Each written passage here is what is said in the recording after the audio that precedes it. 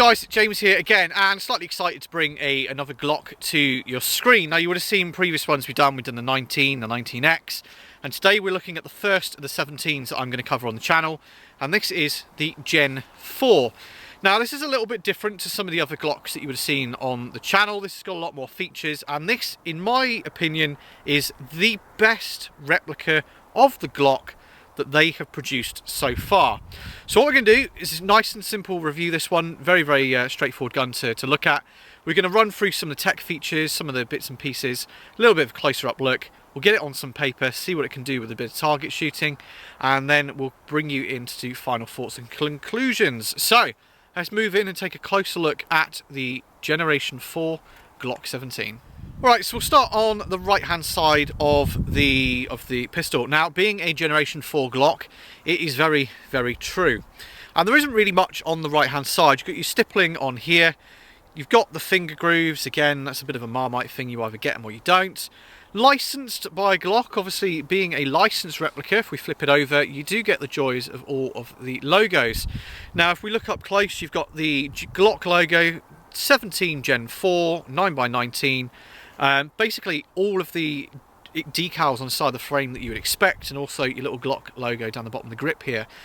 Now, this, as I say, is one of the truest to form replicas that they're doing at the moment, and as such, it does this. Now, you're probably thinking, oh, you know, all replicas do that. Well, if you look at some of the other Glocks, not many have the full-size drop-out magazine, and basically it looks and feels as a real 17 should. Now, when you've finished your last shot, for example, it will lock back like this, and the slide release catch, unlike a lot of the other replicas out there, is fully functioning. It does bring the slide forward, and you've got this really nice predictable trigger here. Now, the trigger, if we have a look at this, does feature the bladed safety on here, so you have to depress this to engage the trigger. If you don't, if you're not holding it properly or whatever, and you just do the back, it will not fire. Now, unlike the 19 that I previously reviewed, which would fire anyway, this works, which is a bit of a bonus. And as I say, really nice crisp trigger. I don't have to go navigating for the bite point, it's just there, which is a really decent feature. So as I hinted there, this does feature a full-size dropout magazine. Now, this offers a couple of really cool little features as well. Obviously, being licensed, it has got the markings along the back here that on a real steel 9mm Glock magazine would show you how many rounds were left in your mag. So if you took it out and you had a look on the back, you could see a round here but not there, you know you have 11 rounds left, and etc, etc. Now, that's a really neat little feature, and I do quite like that. And you also do get the Glock logo on the bottom. Now, this would simulate a real Glock magazine. Now, I've not used a real Glock mag for donkey's years. I've only ever really used the P mags, the Magball mags, which I'll put a picture up there.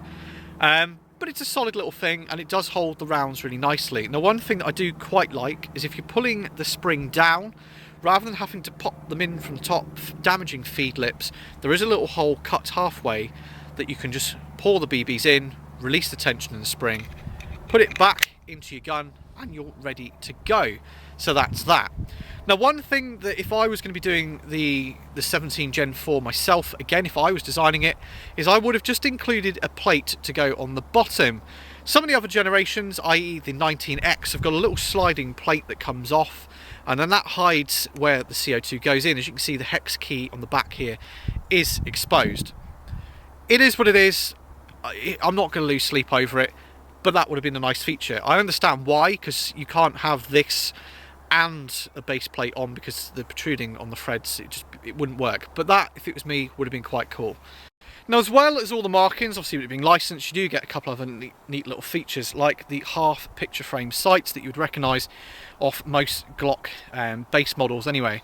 But it also does something really cool. Now, because it is an actual replica of a Glock and not just an air pistol that looks like a Glock, you can take it apart, which there's not a massive real need to do this. Everybody always goes on about cleaning air pistols and whatever, but you don't really need to. However, for those of you like me that like taking things apart and breaking things, you can take this one down much the same as you would with a normal 17. So you've got a tab on this side and a tab on this side, and when you push them down at the same time, the slide simply comes off.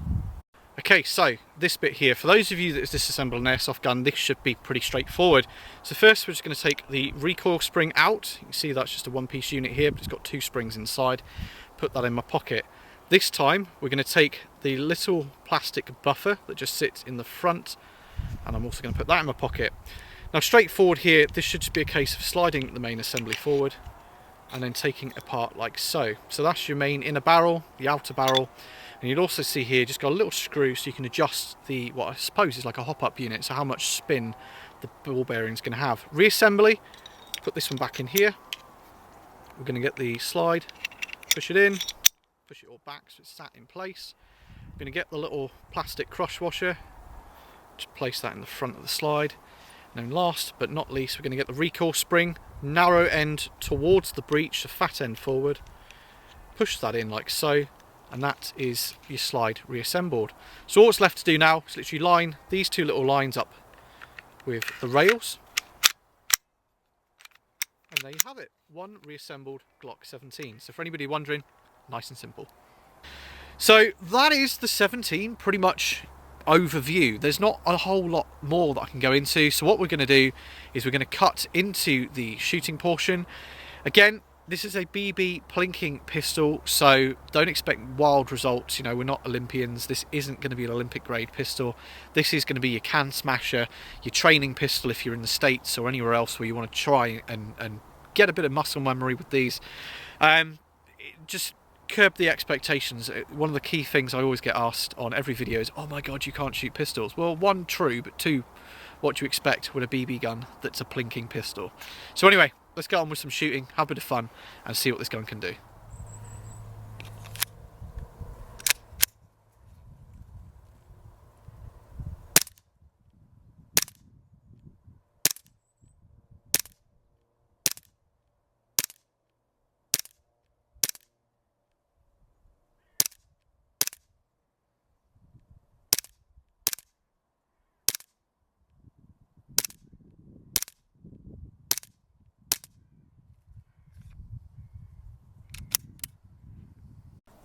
So there we have it, guys. They're pretty much all on the target. As I say, I'm not the best pistol shooter in the world, but for plinking, that's a more than usable little group. So we're going to carry on shooting this now and make a right mess of this target, and yeah, just have a laugh.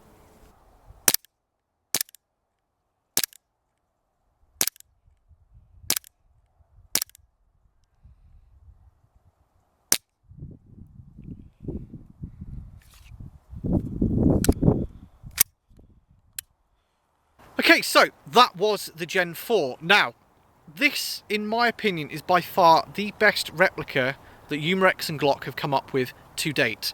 Everything about this feels like the real 9mm, apart from the recoil. The recoil is very snappy, it's very good, but it's still only an air pistol. It will only ever be an air pistol, and despite maybe what some of the other reviewers have said, it is nowhere near as comparable to a 9mm. Now, it does feature everything else. Full-size dropout magazine. The trigger feels just like a real Glock trigger. It's predictable, you know where it is, and for me personally, it's very nostalgic to shoot. It feels like the real thing. Unfortunately, this is the closest I can get to a Gen 4 17 in the UK. I have to travel all this way to Switzerland to use the 17 that I mentioned earlier with the Magpul Mag, and it's only a Gen 1, but it's a Glock, it's fun to shoot, but it's all the way over there somewhere, and I have to travel. So with that in mind, this is making me miss mine a little bit too much. So I'm going to go and book some tickets to go fly back down to Switzerland. If you've got any questions, any comments, feel free to put them in the box below. We'll get back to everybody that I can get back to. And if you want to subscribe so you can see more coming from us, feel free to subscribe. We will have the dual caliber 17 coming very, very shortly. But anyway, guys, that's me pretty much finished. Thank you very much for watching, and we will see you next time.